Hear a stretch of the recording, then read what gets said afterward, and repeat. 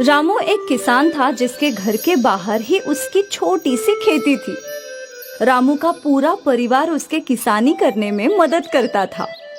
पापा, मैंने और रौनक ने सारे खेतों में पानी डाल दिया है। अच्छा किया बेटा। वैसे भी आज मुझे शहर में जाकर फसल का दाम तय करवाना है। आप बेफिक्र होकर जाइए। मैं और बच्चे आज सब्जियां भी तोड़ लेंगे और खेतों का ख्याल भी रखेंगे। सरला, गाजर के पौधों में भी कीटनाशक डाल देना। जी। इस बार हमारी फसल अच्छी हुई है। उम्मीद है कि हमें अच्छे दाम मिलेंगे। हाँ, और लगता है इस बार हम अपना पक्का घर बना ही लेंगे। सच में? अगर भगवान की मर्जी रही तो पक्का मकान जरूर बनेगा। तुम दोनों भगवान जी से प्रार्थना करना। हाँ पापा, हम करेंगे। रामू अपनी कुछ सब्जियां और धान लेकर घर से बाहर निकला। यहाँ सरला और बच्चों ने खेत के सारे काम कर दिए। सरला ने कीटनाशक छिड़क दिया और बच्चों ने सब्जियां तोड़ ली। शाम को रामू हंसी खुशी घर लौटा। सरला, हमारी सब्जियां और धान उम्दा क्वालिटी के होने की वजह से हमें बहुत अच्छे दाम मिल रहे हैं। व्यापारी ने जल्द से जल्द कटाई करके कॉल करने के लिए कहा है। ये तो अच्छी बात है। हम कल सुबह ही कटाई शुरू कर देंगे। रामू का परिवार खुश था। उनकी आंखों में अच्छी कमाई और पक्के घर के सपने सजे थे। पर उनके सपनों को मानो नजर लग गई। अचानक आधी रात को तेज बारिश शुरू हो गई। बारिश की आवाज सुनकर रामू परेशान हो गया। सरला, उठो, बाहर देखो, अचानक बारिश शुरू हो गई है। हे भगवान, ये कैसा अनर्थ! रामू और सरला खिड़की से बाहर झांकने लगे। उनकी बनी बनाई फसल बारिश का कहर झेल रही थी। वो दोनों भगवान से प्रार्थना करने लगे, पर बारिश नहीं रुकी। बारिश और तेजी से बरसने लगी। ओले बरसने लगे और कुछ ही घंटों में खेत में पानी भरने लगा। सरला, बाहर पानी भर रहा है। घर के अंदर भी जल्दी ही भर जाएगा। अब हम क्या करें? हवा की मार से हमारी ये कुटिया भी टूटने लगी है। हमें जल्द ही किसी सुरक्षित स्थान पर जाना पड़ेगा। हाँ। सरला ने दोनों बच्चों को उठाया। बेटा उठो, चलो हमें जल्दी यहाँ से जाना है। पर कहाँ माँ? कहीं सुरक्षित जगह। जल्दी चलो, बाहर पानी भर रहा है। बाहर कमर तक पानी था। रामू और सरला ने बच्चों को गोद में उठा लिया और पानी में चलने लगे। रास्ते में उन्होंने देखा कि कई घर टूट चुके थे। बाप रे, हमारे घर का अब यही हाल होगा। हाँ, अब भगवान की यही मर्जी है तो हम क्या कर सकते हैं। हे भगवान, और कितनी परीक्षा लोगे हम गरीबों की। सारा गांव पानी से भरा था और गांव के अन्य लोग भी पानी में सिर पर अपना सामान लेके चल रहे थे। सभी दुखी थे, पर सभी एक दूसरे की मदद कर रहे थे। चलते चलते सब लोग गांव के बाहर ब्रिज के ऊपर आ गए। यही जगह सुरक्षित है, ये ऊंची है। हाँ, रामू का परिवार और कुछ लोग वहीं रुक गए। कुछ घंटों बाद बरसात थम गई और सरकारी राहतकर्ता पीड़ित लोगों के लिए खाना लेके आए। भूखे गांव वाले खाने के लिए दौड़ पड़े। रामू को मुश्किल से कुछ पैकेट मिले। वो अपने परिवार के लिए ले आया। बस इतना ही मिल पाया है।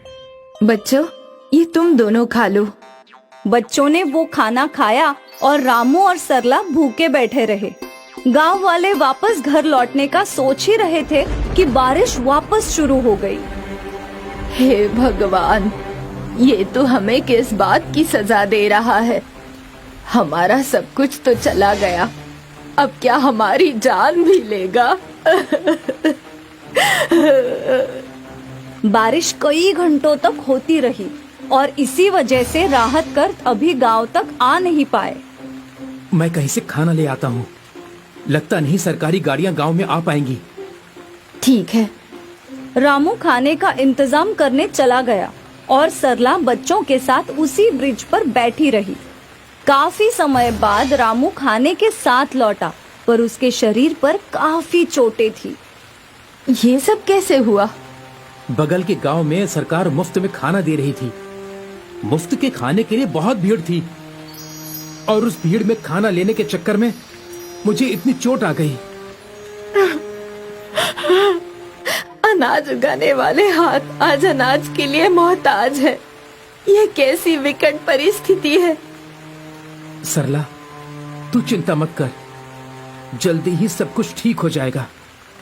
रामू ने बच्चों के सामने खाना रखा। पापा, आप भी खाइए। आप दोनों कल से भूखे हैं। बच्चों ने अपने माता पिता को खाना खिलाया और खुद भी खाया।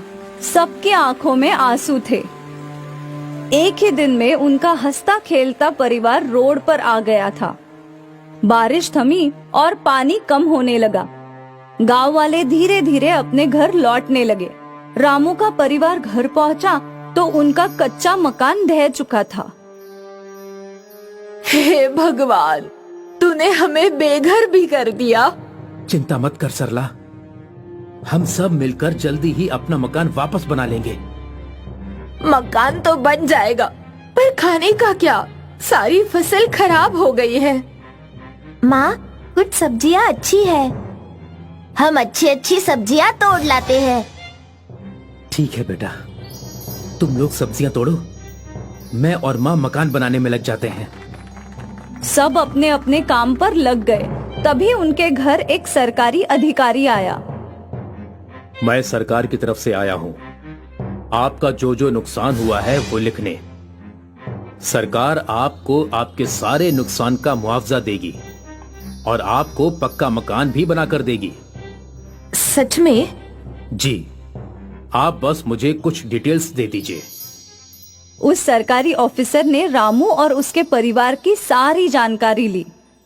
आप चिंता मत कीजिए, सरकार आपकी पूरी मदद करेगी। वो सरकारी ऑफिसर चला गया और फिर शाम के समय दूसरे सरकारी ऑफिसर राशन और जरूरत का सामान देने वहां पहुंचे। आप सबका बहुत बहुत शुक्रिया। आप नहीं जानते कि आपने हमारी कितनी बड़ी मदद की है। सर, आप एक किसान हैं और किसान तो पूरे देश का पेट पालता है। हम तो बस अपना फर्ज पूरा कर रहे हैं। सरकार की ओर से ये मदद पाकर रामू और बाकी गांव वालों को थोड़ा सहारा मिला। कुछ दिनों बाद बहुत सारे सरकारी गाड़ियां रामू के गांव में आई और बरसात की वजह से जिनके भी मकान टूटे थे उनको पक्के और मजबूत मकान बनाकर दिए गए। आज सरला की आंखों में पानी था। हे भगवान, क्षमा करना, मैंने अनजाने में आपको इतना कोसा। आपने आखिर हमारा भला ही किया। धन्यवाद भगवान। रामू के परिवार को पक्का घर भी मिला था और आर्थिक मदद भी, जिससे उन्होंने फिर से फसल बोई थी।